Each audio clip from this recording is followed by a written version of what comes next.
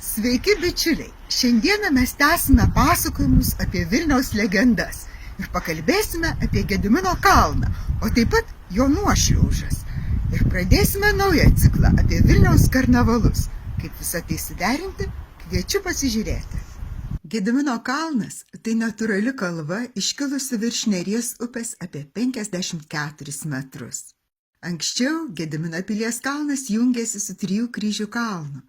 Tačiau dar 14 amžiuje buvo iškasta nauja Vilnios vaga ir Gedimino pilies kalnas tapo atskirtas nuo Altarijos kalvose buvusio aukštutinio miesto. Vilniuje kalnus kūrė ledynas atslinkęs prieš 19 ar 24 tūkstančius metų. Jis sustojo ties Vilniumi. Gedimino kalne ledynai suformavo nelaidaus vandenį priemolio ir laidaus smėlio sluoksnius.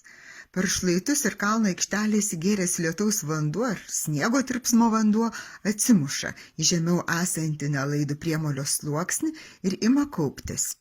Ant nelaidaus priemolio sluoksnio susikaupusio vandens perteklius išteka kaip šaltinėlis rytinėje kalno pusėje. Bet kai vanduo įmirko supiltinį gruntą, jis pradeda šliuožti. Taip ir atsiranda nuošliaužos. Gedimino kalnu buvo ypač susirūpinta 2016 metais, kai nuo jo nuslydo didelė nuošliauža. Bet taip nutiko ne pirmą kartą. Nuošliaužų būta ir 2008 ir 2004 metais ir ankstesniuose amžiuose. Kalnui kenkė ir liūtis, ir Vilnelės potviniai, ir žmogaus veikla.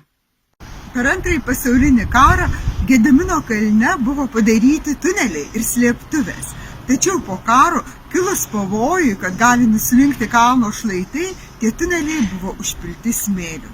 19 amžiuje kilo didelis susidomėjimas Gedimino pilies kalnu ir jo istorija, taip pat legendomis susijusiamis su kalno požemiais.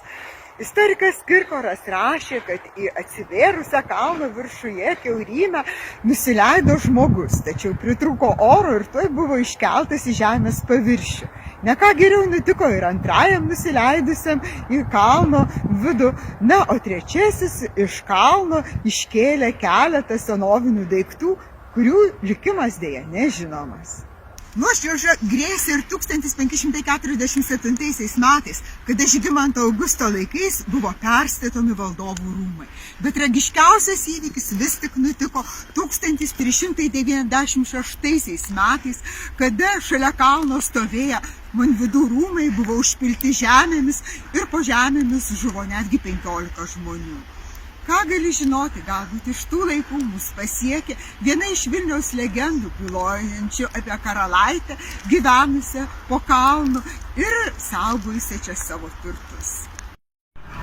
Kūčių vakarą bravoro darbininkas Vaitkus ėjo namo ir šitoje vietoje pamatė ateinančią mergaitę. Ji buvo su karūna ant galvos, retai tokias matydavo, todėl sustojo, o mergaitė prieisi ir tarė: Gerbiamasai, visas mano turtas yra sudėtas į statines, tačiau lentos susitraukė, pasidarė tarpas, viskas byra, greitai visai nieko nebeliks. Gal galėtum tas statines sutvarkyti, aš tau užmokėsiu tiek, kiek tu uždirbai per visą šią dieną.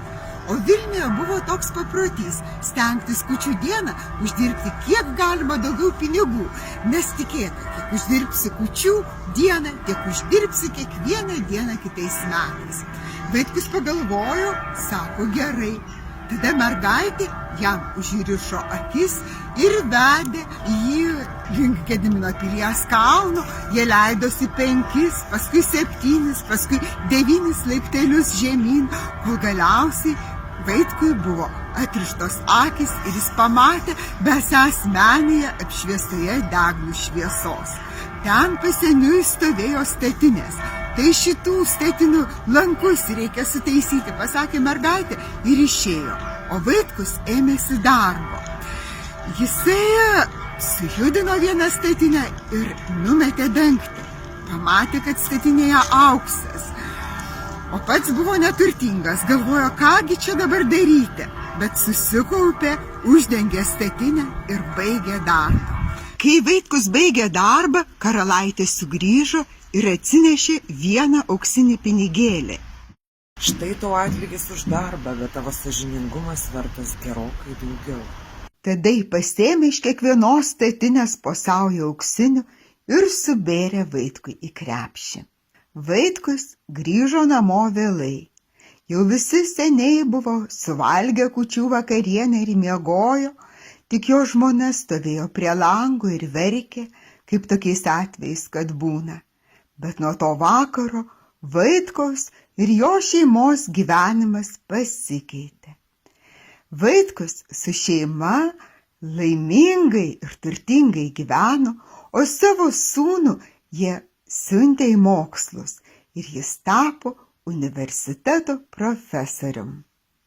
Taigi, einant pro Gedimino pilies kalną, verta apsidairyti, galbūt čia galima sutikti savąją karalaitę, ypač šiuo žiemos karnavalų laikotarpiu.